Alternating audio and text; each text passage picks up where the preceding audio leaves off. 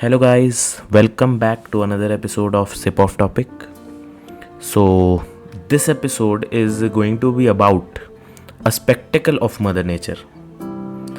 It recently got its name only in 1849, and before that, it had just existed forever as a behemoth on this planet. And since then, it has been up there on the list of mankind's top 10 desired conquests. Thousands tried their luck and grit in one-on-one battle with this marvel of nature, but failed. Take a guess? Yes, I am talking about Mount Everest, the tallest mountain on earth.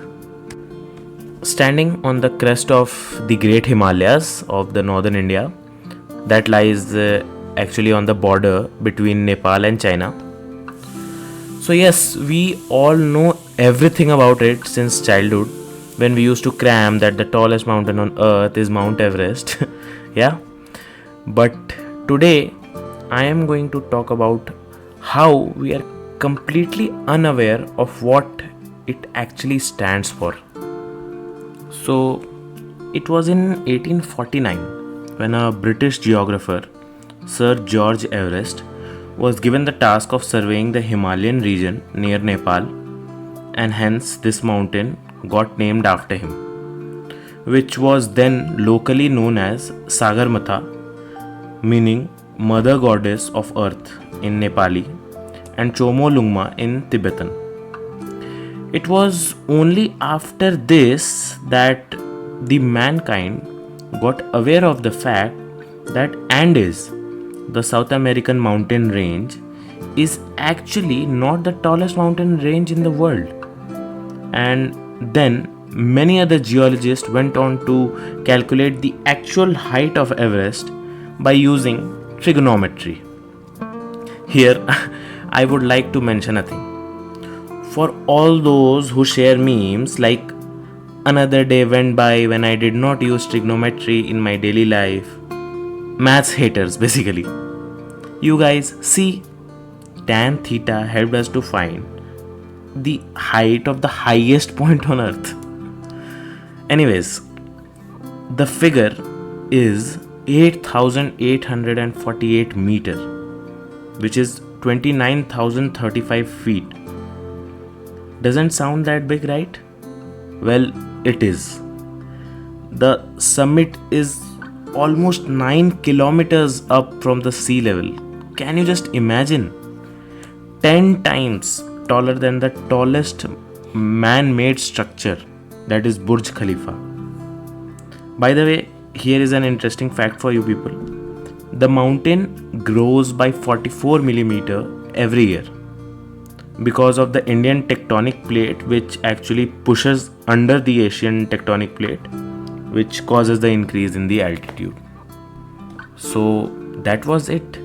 Mountaineers, adventure sports enthusiasts from all over the world got intoxicated with the thought that how would it actually feel, or how would it look like from the highest point on earth.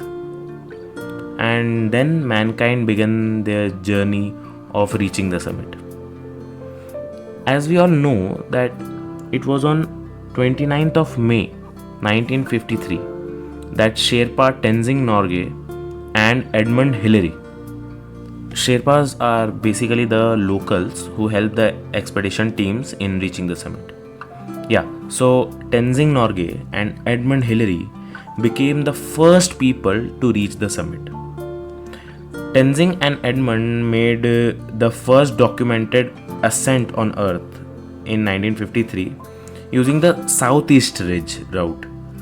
Norgay had reached 28,200 feet the previous year also as a member of the 1952 Swiss expedition team. In fact, this ascent was possible after multiple years of failed attempts by teams all across the world via different paths. Some tried to glide from the Tibetan side and others from the Nepal side.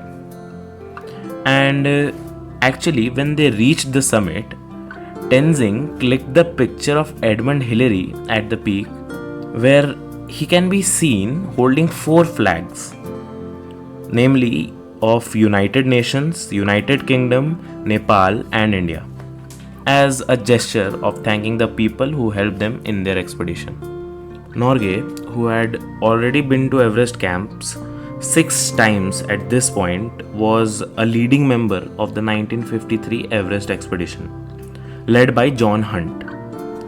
Norgay and Hillary were actually one of the 2 pairs of climbers selected to make the final summit pushes, the other being of Tom Bourdillon and Charles Evans.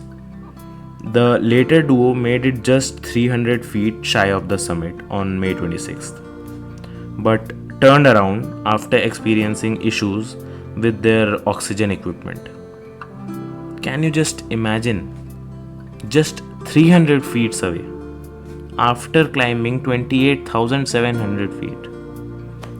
That's just how difficult it is to climb Mount Everest. Such harsh conditions, no oxygen, unpredictable terrain and weather, that it took this long for humans to reach the summit. At that height, the conditions are such that the human body ceases to function properly, and you are actually dying, and the body goes into this survival mode. So it is not only the climbing up the mountain but also returning back alive the challenge. I recommend you guys the movie Everest, that is based on a real event, or should I say accident, of a group of Australian climbers. By the way, did you know that there are even traffic jams on Everest, as around 800 people try to climb it every year? So yeah, Edmund and Tenzing became celebrities after that, and they were facilitated with multiple awards all over the world. But actually, there is a particular interesting insight to it.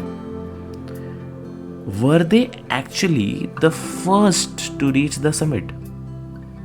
Well, in 1924, George Mallory and Andrew Irwin, the 2 experienced mountaineers who had climbed many of the other peaks in the world at that time, went on the expedition of climbing the Everest nearly around 30 years before Edmund and Tenzing did. So they started in the month of June, I guess.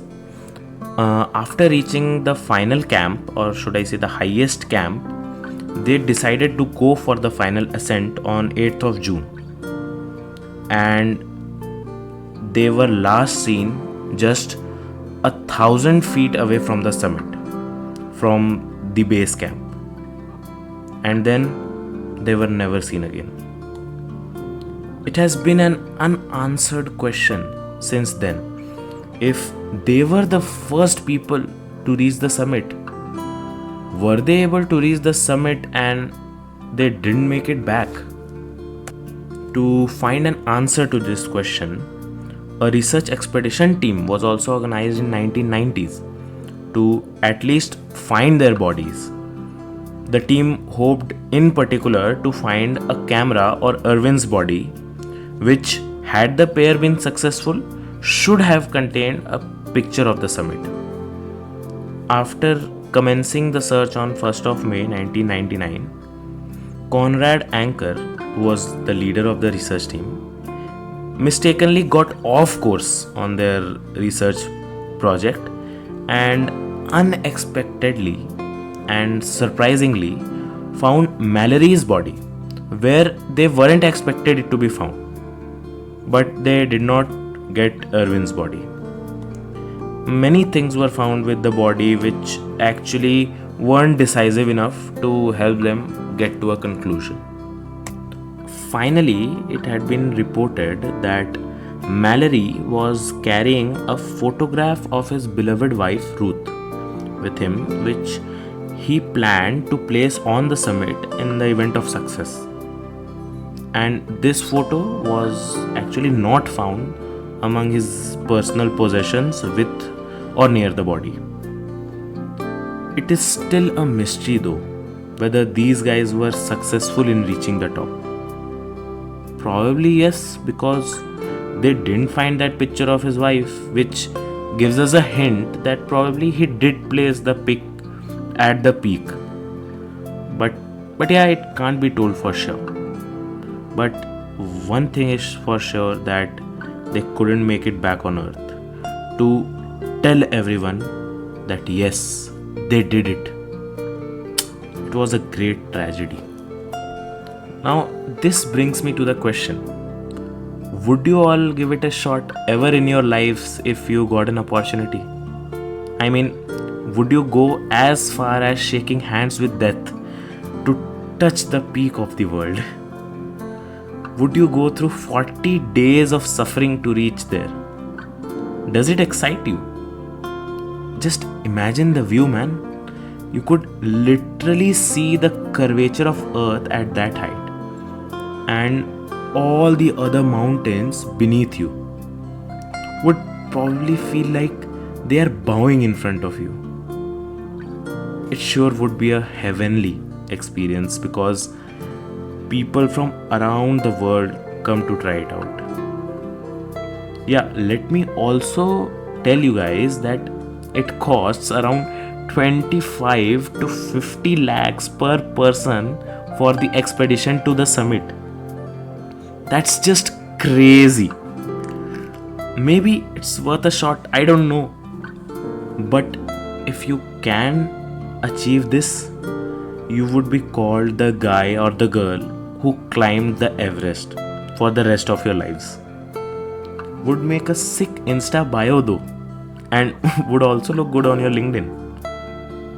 I know for most people it's meaningless, but for some, the purpose of their lives. So that's it, guys. And before I end this episode, I just wanted to say something. As humans, we are bound to fail in something at some point in time, and we also get disappointed with ourselves, and that's just okay.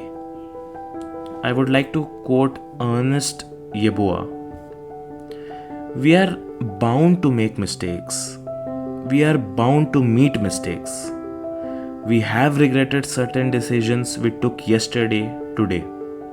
And we may regret some decisions of today, tomorrow. But not until we regret the regrets, we shall always have the regrets. I certainly believe that it's our life we are actually chasing, and not someone or something.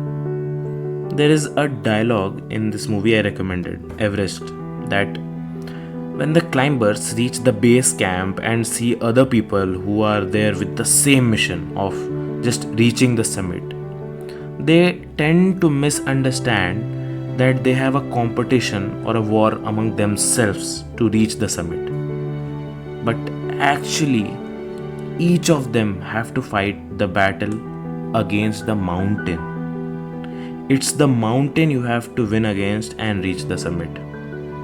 Similarly, it's your life you have to fight the battle against, and nobody else.